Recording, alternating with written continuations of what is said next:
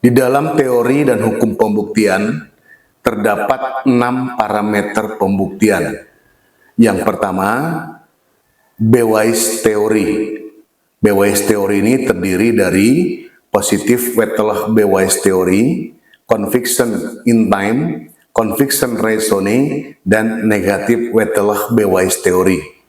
Yang kedua, Bewijs middle.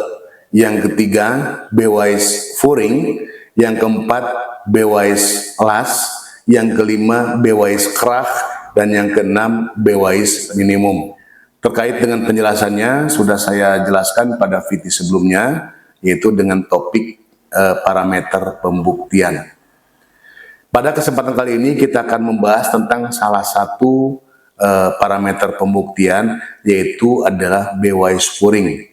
Bewijs voering ini merupakan penguraian bagaimana cara menyampaikan alat bukti kepada hakim di pengadilan. Hal ini juga untuk menjawab terkait dengan pertanyaan, apakah alat bukti ijazah yang diduga palsu milik mantan Presiden Jokowi itu ketika diteliti oleh pihak yang mengaku sebagai pakar IT dapat dikatakan sah secara hukum atau tidak ketika alat bukti itu disampaikan kepada hakim di sidang pengadilan. Lalu, apakah memang alat bukti tersebut sah atau tidak secara teori dan hukum pembuktian? Mari kita simak ulasannya.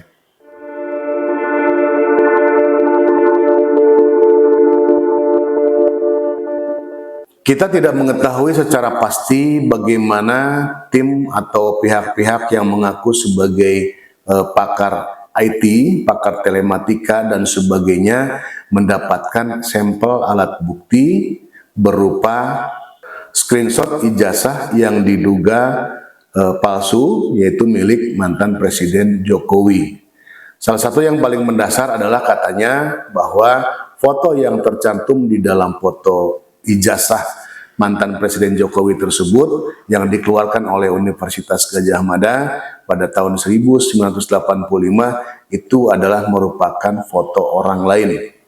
Kemudian dianalisa oleh pihak yang mengaku sebagai pakar tersebut dan menyatakan bahwa itu sangat yakin sekian triliun persen bahwa itu bukan foto mantan Presiden Jokowi. Tentunya terkait dengan alat bukti itu harus disampaikan terkait dengan bagaimana cara pihak-pihak tersebut menyampaikan atau mendapatkan alat bukti yang dijadikan sampel untuk melakukan penelitian. Tentunya sebenarnya yang di sini yang berhak untuk melakukan penelitian tersebut dalam rangka pembuktian secara hukum adalah penyidik. Misalnya terkait dengan foto yang terpasang pada foto ijazah mantan Presiden Jokowi tersebut adalah milik saya misalnya. Lalu penyidik melakukan penyitaan terhadap ijazah asli milik saya. Lalu saya membuat laporan bahwa foto yang tercantum dalam ijazah milik mantan Presiden Jokowi adalah foto milik saya.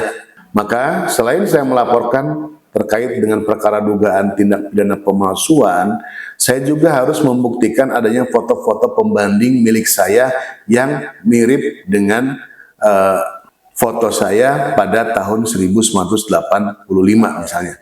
Selain saya menyerahkan kepada penyidik terkait dengan ijazah asli saya serta foto-foto pembanding lainnya, saya juga harus menyerahkan kepada penyidik berupa dokumen fotokopi ataupun dokumen screenshot ijazah milik mantan Presiden Jokowi yang diduga menggunakan foto saya. Sehingga penyidik dapat melakukan penyitaan terhadap alat bukti surat maupun alat bukti elektronik yang saya ajukan kepada penyidik. Kemudian penyidik melakukan penyitaan terhadap alat bukti yang saya ajukan tersebut dan meminta persetujuan penyitaan barang bukti berupa penetapan kepada Ketua Pengadilan Negeri. Lalu setelah penyitaan penyidik tersebut mendapat persetujuan dari Ketua Pengadilan Negeri, maka selanjutnya penyidik mengirimkan ijazah asli milik saya, serta foto-foto milik saya sebagai pembanding, dan juga mengirimkan fotokopi ataupun dokumen elektronik ijazahnya mantan Presiden Jokowi yang diduga menggunakan foto saya tersebut ke laboratorium forensik untuk dilakukan penelitian secara hukum. Apakah apa yang saya tuduhkan itu benar atau tidak? Apakah dapat dibuktikan secara digital forensik bahwa foto saya benar-benar digunakan atau terpasang pada foto ijazah mantan Presiden Jokowi? Lalu pihak laboratorium forensik akan melakukan pengujian berdasarkan permintaan daripada penyidik. Nanti akan terbit laporan hasil pemeriksaan apakah benar atau tidak foto saya tersebut dipasang di ijazah mantan Presiden Jokowi tersebut. Lalu setelah terbit laporan hasil pemeriksaan, maka laporan hasil pemeriksaan laboratorium forensik tersebut akan dijadikan sebagai alat bukti surat. Tidak cukup sampai di situ, ahli yang melakukan penelitian atau pemeriksaan pun akan dilakukan klarifikasi atau permintaan keterangan ataupun pemeriksaan dia sebagai ahli. Nanti akan disajikan di pengadilan.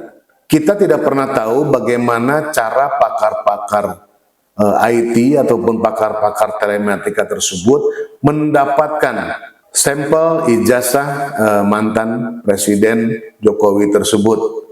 Bisa saja apabila seseorang mempunyai niat yang tidak baik, kemudian mempunyai ijazah mantan Presiden Jokowi, kemudian dilakukan pengeditan dan diupload ke media sosial dan menjadi sebuah dokumen elektronik. Kemudian dokumen elektronik yang diupload tersebut didownload oleh misalnya pakar-pakar tersebut, kemudian dilakukan penelitian, dan karena itu sudah dilakukan pengeditan sehingga dari berbagai aplikasi menyatakan bahwa memang ada perubahan-perubahan.